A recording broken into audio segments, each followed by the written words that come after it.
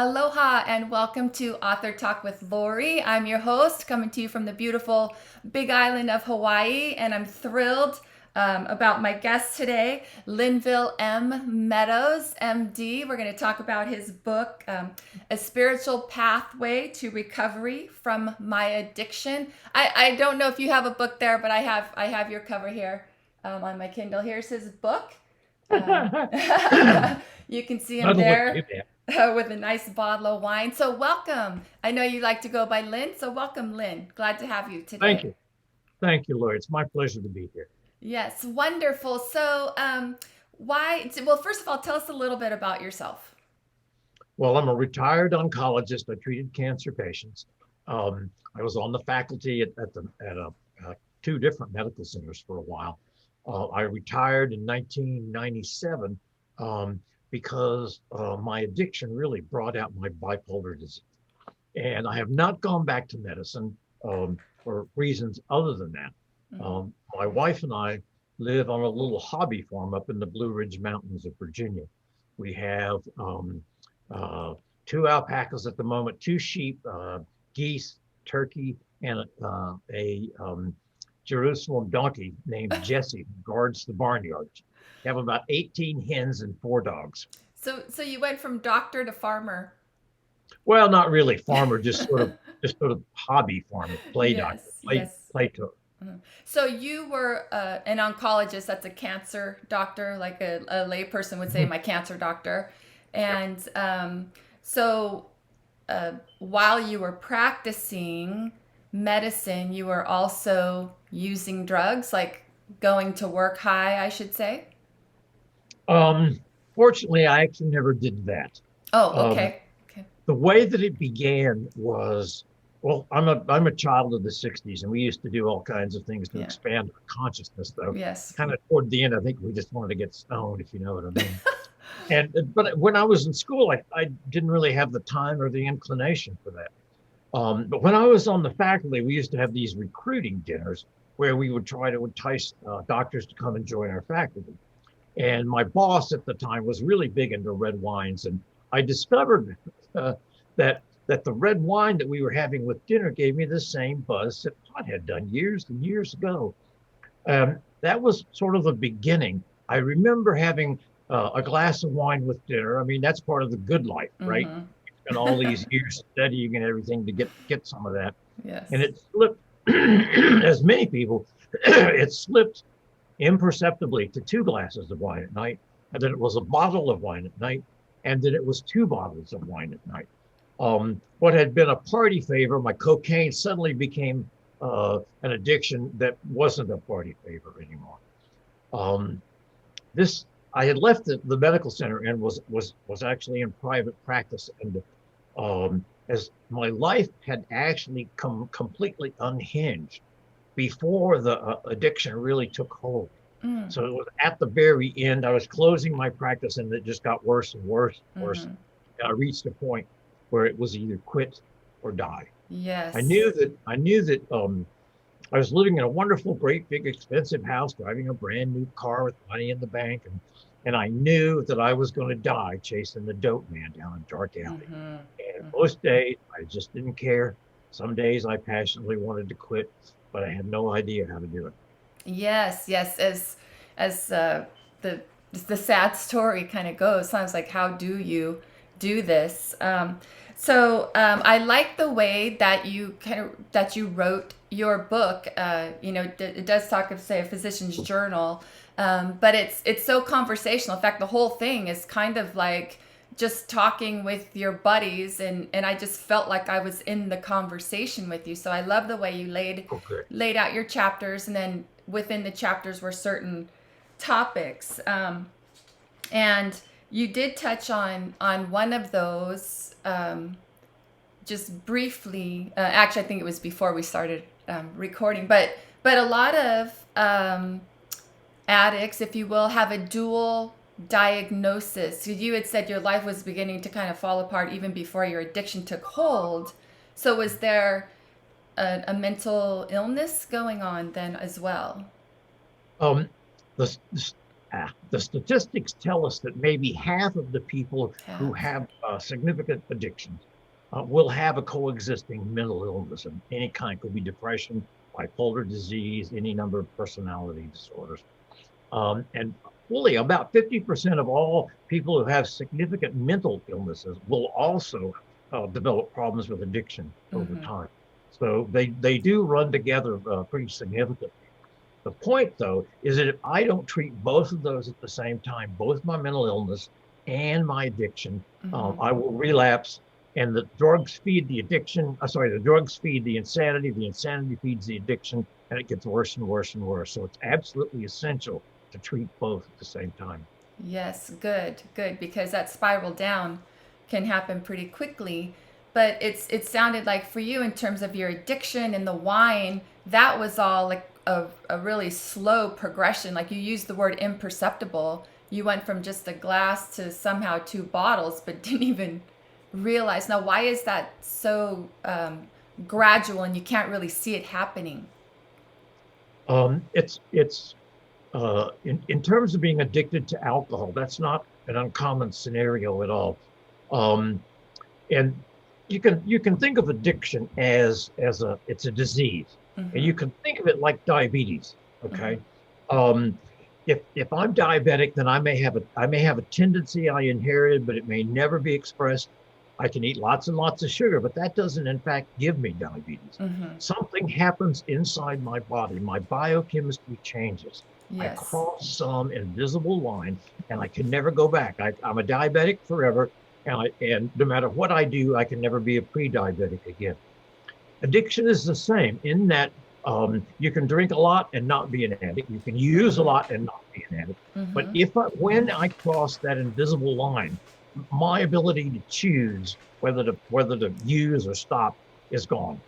Okay. Yes. The old timers say it's kind of like a raisin can never go back to being a grape, and Yes. it's chronic. It's lifelong. It'll never go away. Hmm. I did actually that crossing the line was one of the things I uh, took notes on, and then also circled that I definitely wanted to talk about because I think in your book it talks a little bit about what I wrote down was alcoholism manifestation of an allergy. So it crosses the line into being an allergy or crosses the line to being an addiction. How does the Well, allergy fit in there? allergy is just simply a term that's been adopted from other parts of medicine. It's not really an allergy in the normal sense of being Okay. allergic to hay or grass or something. It's a it's it's a it's a change in my body chemistry, so that when the first one goes in, I cannot stop. All Mm-hmm. right. The first one drinks the second one, and the next thing I know, I'm either closing down the bar or I've passed out. All right. Mm-hmm. Yeah. Till I will keep using until I can't go on or until I run out of device. Mm-hmm. Because physically there's something Mm-hmm. crossed, if you're crossing the line, there's some wires crossed in your body Yep. that's why, and mine are not. That's why we're different in that way. And that's why it's so hard to understand if Yeah. somebody doesn't, have that within them. Um, It's essentially impossible to understand. yeah, It's like trying to explain a sunset to a person who's been blind from birth. yeah. You just can't do it. Hmm. The craving that it will come clear out of the blue, that I should have something to drink or use, even though I know with absolute certainty that when I start that process, something bad is going to happen. You know, Yeah. um, some a friend of mine said when he drinks, he ends up with in spots, like the jail in Miami or the under the drunk tank in Atlanta or something like that. And that's why they say that one drink's never enough. One drink's too many, but 1,000 is never enough. Yeah. So the first one just immediately leads to the second. The idea of leaving you see people at a restaurant where they left a third of a bottle of wine. I could never do that. I'd have to Yeah. drink every last drop of it. Yes, yes. So now you're kind of full into your addiction, but you don't go to work high. Thank you for that. But nevertheless, your nurses have caught on to No, things, or something has happened. You Yeah. had your rock bottom, and you went home that day. And what happened? Well, my nurses had finally figured out what my problem was. And they said, go home, doc, we'll take care of it. And so I went home and I tried to uh, blot out my consciousness, but I just wasn't able to do it. I had already decided if the end of the world came, I would kill myself. And I pulled my shotgun out, but I didn't have the courage to actually do it. The next morning, I went into work and I was fully expecting the medical police to show up and put me in handcuffs and take me away to jail. And there was my practice, my medical license, and the rest of my Mm-hmm. life. Basically, everything I've worked for all my life was going Mm-hmm. down the drain. Yet I still couldn't stop. And instead of the police, there was a man named Paul who was there. And I'll never forget him.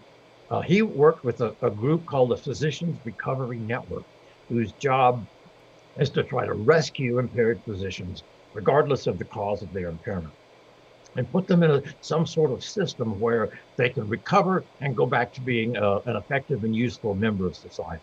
Mm-hmm. It's actually pretty effective. And he asked me, he said, do you have a problem? And a physician can't admit he has a problem, much less that he's an alcoholic and an addict. But in a moment of clarity, I simply said yes. And he said, do you want to get some treatment for it? And you'd think that doctors know all about that, but it's not true. Back in the early '80s, when I was in school, there was nothing, no class at all about the disease of addiction or how to treat it. We studied like cirrhosis and the other problems that alcohol can cause to the body, but nothing about how it was a disease, how you got it, and what to do about it. So I had no idea what he was talking about. And he says, "Do you want to take some treatment for it?" And I said, "Yes." I said, "Can I go pack the suitcase?" And he says, "No, just get in the car." And within about an hour, I could hear the big steel doors of detox lock shut behind me. Um, and that was my introduction to recovery. Yeah, so it happened that fast, but I can see why, because you said yes, so let's just move on it now, rather than waiting to change your mind, or maybe get the shotgun out again. But so you're whisked off to rehab, and you go Actually, to, or detox first, yes, and you have to go through that, and then you get taken to a rehabilitation center, that's specifically for physicians, because right. this is sensitive, right? Nobody wants to know their doctor is an addict, Well, like, you know. true, but it's all rehab centers are supposed to be anonymous. Mm-hmm. You're not supposed to tell anybody that you're there, or even or anything, or even that they've seen you or anything. Mm-hmm. Um, it's not permitted, although it happens all the time. Um, and the uh, detox can lead to a halfway house. People can detox, go right back out to work, and go to AA or NA. So that rehab is not necessarily the outcome of detox, but there are several different rehab centers in the country that are designed especially for physicians, Mm-hmm. nurses, lawyers, anybody else that can pay the price for country club rehab. Um, you literally live and breathe recovery from 8:30 in the morning till 8, 9, 10 o'clock at night.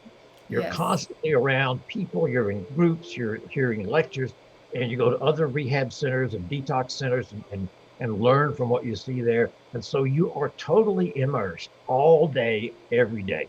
Um, Yes. and this intensive approach to addiction results in over 70% of physicians being clean and sober and practicing medicine 5 years later. Now, Wow. AA does a good job, but all they can really hope for is 20% clean and sober at 1 year. And Wow. standard 28-day programs are lucky to get 10% at Yeah. 1 year. Yeah. So that's a huge difference that this makes. Yes, because you were at the center for months, it sounded like, and so you get, there, the people come and greet you, and I just love that you called each other drunks and junkies, and we're at the country club rehab. I mean, it was just very real, raw, and kind of real. And then you get into conversations, just about the process of recovery and moving towards spirituality. And so I think one of the first things that you learn is that everything you think you know is wrong. The That's a real addiction, yeah, that's a real insult to a physician, right? One of the funny things about doctors in rehab, it took us a month to realize that we weren't the patient. Now that we're the doctor, right? Big blow to the ego. Um, uh, and I don't mean, everything you think you know is wrong. I don't mean how to change a tire, how to drive to right, St. Louis, yeah. But everything I know about living and behaving in this world, my thinking has become completely messed up by the drugs and alcohol that I consume. Mm-hmm. Every get high you can name is a neurotoxin. It damages the brain.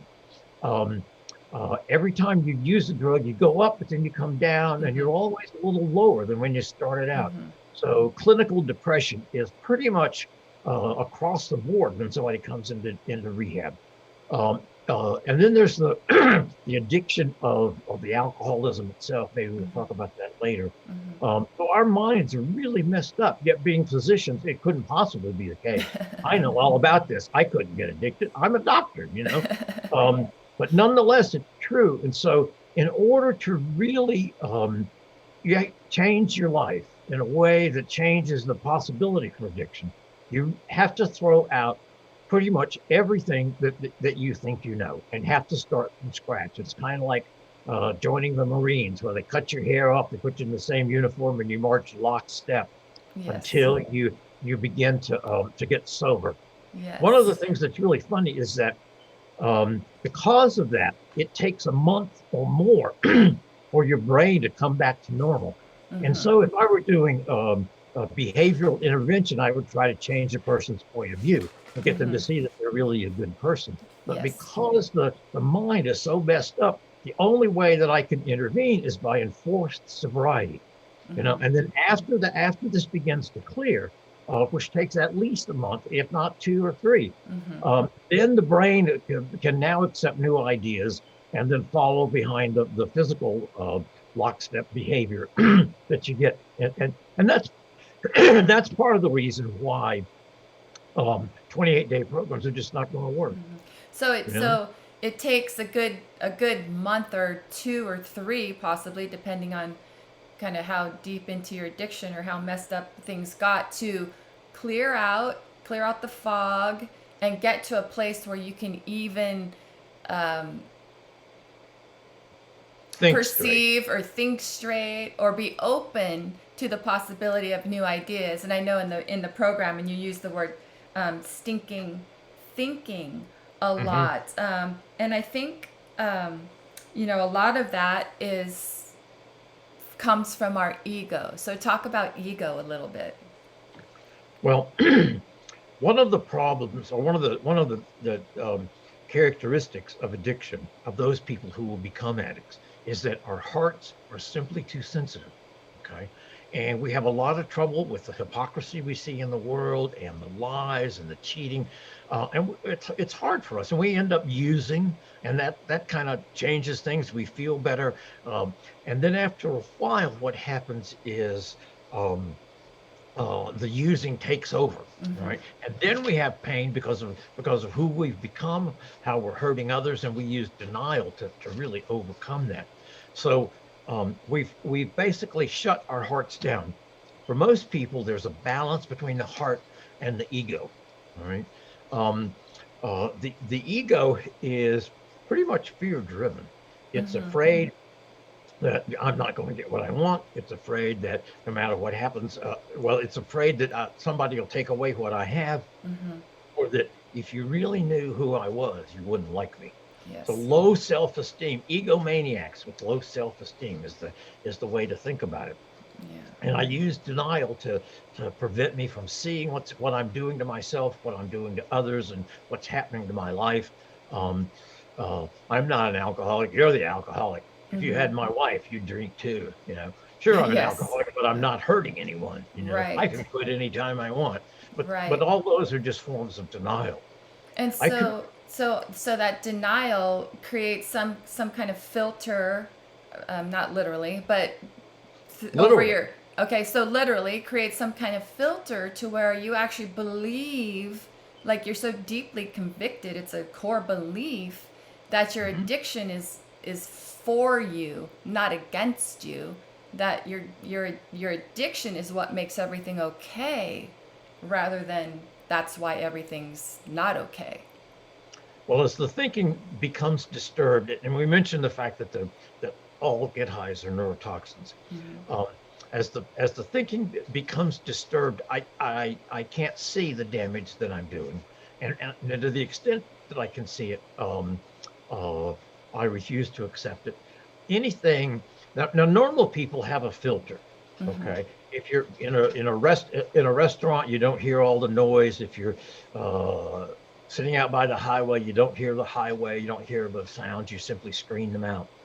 Well, my filter is broken, and what it will do is it will screen out anything which threatens my using. All right. Mm-hmm. Um, and I also have what they call an overactive forgetter. So if something actually gets in, then I can, oh yeah, I got that. Oh, well, then I forget it instantly. You Mm-hmm. know, like a friend John who got pulled coming out of a 7-Eleven because he drunk a 6-pack of beer in the parking lot, and the cop stopped him and he said, "I'll let you go home this one time." And he thought, "Okay, I'll do that." And then he immediately drove, without thinking, immediately drove to another 7-Eleven and bought another 6-pack of Mm-hmm. beer. This time, a different cop caught him and put him in handcuffs and took him away. But at the time, it seemed perfectly normal. You know, nothing wrong with Yes. my driving. Yeah, and that was a good story. So like you said, where you went, the rehab center you went was all day long was recovery. You were going to meetings, going to counselors, going to meetings outside the rehab, all in somebody's house, at a church, in a parking lot, all these different places, and processing your mindsets. And so that's what I really liked about your book, the topics of each kind of one within your chapter, your journal, of really talking about different mindsets and having to change those. And I loved Jane. Jane was awesome. Um, she's what you guys needed. And so, but you had an aha moment about coincidences, and I think that might have been, if I remember correctly, where you had a shift spiritually with Yes. that. So tell us And, about that, and why you have to get into spirituality if you're an addict. well, to to get into spirituality, the the disease of addiction damages your mind, your body, and your spirit. All right.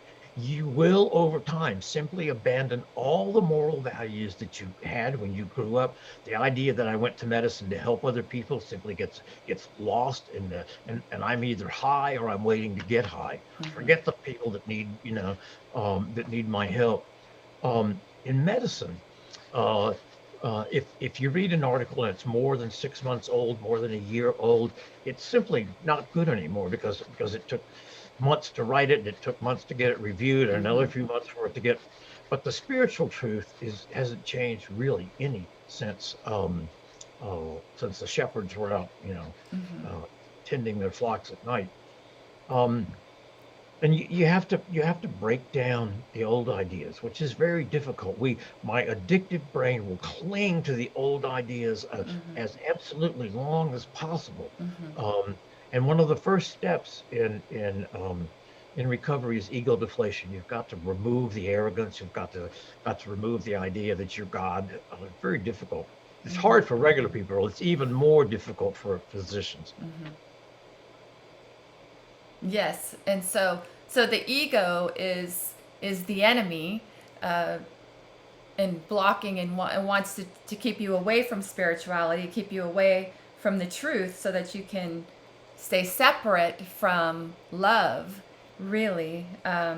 So the ego is not so But the much ego's our not friend. bad. The Mm-hmm. ego's not bad. You need an ego to function in the world, just like you Mm-hmm. need a heart to function in the world. For us, the ego got to be in charge, and when it's in charge, it just goes Yes, wild. when the So, ego gets in charge and right.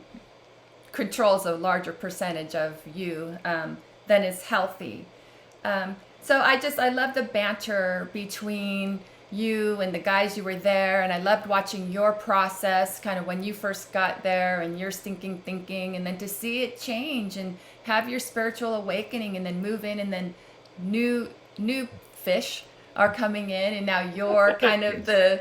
the teacher, counselor, mentor, um, moving in, and there's so many great quotes. I mean, I just really enjoyed the way you wrote your book, and um, got a lot out of it. I mean, it's really great strategies for just living in It is. general. It But is. certainly, yeah. In order to do those, to go through those kinds of changes, you really have to have endured something that makes you completely dissatisfied with the way you're living life. For most people, they never that it you don't reach that point. The Yes. other thing you began about is that, well, in medicine, uh, truth doesn't last very long, because it changes constantly. Hmm. Uh, and you where do you get your knowledge? You get it from reading books, from talking to people, from going to meetings and that kind of stuff. But there is, I discovered something that I call unconventional knowledge, Hmm. knowledge from unconventional sources that you really can't categorize that way. And we were sitting one night in a meeting, and Alan was there, and he said that coincidence is God's way of remaining anonymous. Yes. Now, this the topic of God we could talk about for a long time, because Hmm. it's my conception of God, not my pastor's conception or my Aunt Louie's conception. Um, and um, and when he said that, it suddenly hit me right in the belly, someplace down in here, all right, below the heart, and Hmm. I suddenly knew that was true. Hmm. I knew it absolutely, that this what he had said was true. I hadn't taken a survey, I hadn't gotten a consensus, I hadn't gone to the library and looked it up. I just knew instantly that it was true. So that knowledge can come from sources other than than as a scientist and a physician, where I would normally look to find truth. And spiritual truth, I discovered, is the same everywhere. When I was in college, I had read the Bhagavad Gita, which is, of course, Hindu. And I thought, well, I'll go back and look at this, since they say you got to find a new spirituality. So I opened it up, and the first page I opened it to, it said, the spiritual pathway is one of attraction, not promotion, which Hmm. turns out to be one of the main tenets of Alcoholics Anonymous. So that Hmm. what was good in 1939 was good 2,500 years ago. And I discovered that if I looked deeply, that the same principles existed everywhere in every religion, every method of thought. The same principles are there. Anytime human beings take a subject and begin to add their own egos to it, find ways to use it for power or whatever, the Hmm. message gets twisted very Hmm. badly. But if you Yes. try to go back to the original sources, the message is the same. You can find an example of the golden rule in every religion and every culture that I've looked at, dozens and dozens. It's that doesn't change. Now, where does that come from? Well, I think the heart sits over here, and the ego sits over here, and they sort of battle each other back and forth. But way in the back there is some kind of space that connects me to the universe. Hmm. All right. Hmm. Um, uh, and what comes through that space is love. I think of love as being, if you took a light and shined it through a prism, you'd see all the colors of the rainbow. If you had a spiritual prism and shone light through it, you would see kindness, compassion, Hmm. honesty, all the virtues that we normally have. And by shutting down the heart, and let the ego run, it blocks all of that from coming through. I had a Yes. girlfriend who had a lot of trouble getting into sobriety. And the last night she got drunk, she went into a bar and closed it down. They poured her into a cab, and on the way home she prayed. And sometimes when you pray, you actually get an answer right away. You can hear a voice in your head. It doesn't Hmm. happen very often, but any number of people have had this happen to them. And she said, she prayed, God, does this mean that we can't have a relationship? And she got an answer as clear as day. And it was no, but it makes it more difficult. Mm-hmm. So that the ego turns away from the light. It blocks the flow of Yes. this light into the world. And the fear, the more fear I have, the stronger the ego gets. The Buddha said that one of the keys to life is to live without fear. Mm-hmm. Okay. Mm-hmm. Um, and that's essential. One of the things that you have to learn is that I can control the thoughts in my head. I don't have to respond reflexively to the world anymore. My buddy Wayne likes to cuss me every now and then. Normally, I just slap him upside the head. Go on. But today, Wayne says something nasty, and I take a step back and I go, that's interesting. I wonder why he did that. Now, I'm not Yes. responsible for the thoughts that pop up into my head. I'm just responsible for what I do with them. Yes. I am not the thoughts in my head. They are not commands. They are not commandments. I can decide what to do with them. Yes. And I use that vigilance that I have now. Mm-hmm. And when something negative comes up, I refuse to give it any space. In my Mm-hmm. garden, I don't go out and plant weeds. I pull the weeds up and throw them away. All negative thoughts have to go if I'm going to find some measure of serenity. Yes. Would have, should have, could have, if only, blame, shame, guilt, all of us have to go. And it takes a long time, and it takes constant vigilance of Yes. the thoughts in my head to reach that state. Yes. It's not that easy to change a mindset and to rewire years and years of the same thinking. So if you can believe it, we're already at 30 minutes. So what is one last thing that you would want people to get out of your book? Well, I guess in dealing with people around me, until a person is ready, until they reach a point of quit or die, you're wasting your breath if you try to tell them to change or that they've got to change or they've got to quit or um, why don't you do? I quit. Why can't you just quit? Mm-hmm. Um, and until they're ready, nothing's going to do. You can send them to a dozen rehabs. It's not going to make a difference. But when they're ready, um, then I have to be ready to help.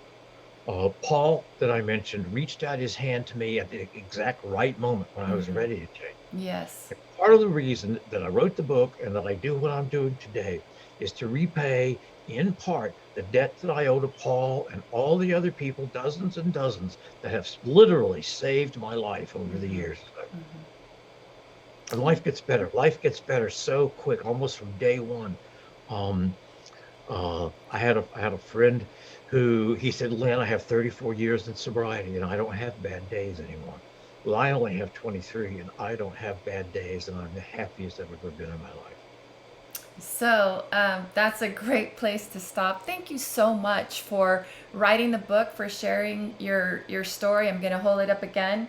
Here it is. You can find it on Amazon. It's there for you on Kindle and paperback. It really, if you know anybody that's struggling with addiction or not, the way that he's written it, just the conversational style about the topics of denial and ego and spirituality, um, is fun to read. There's fun stories, and it's easy to figure out um, just following along and what you can relate to and what you can glean from it. So, Lynn, stick around, but I'm going to say aloha to everybody. Thank you for watching, and I hope I'll see you next time.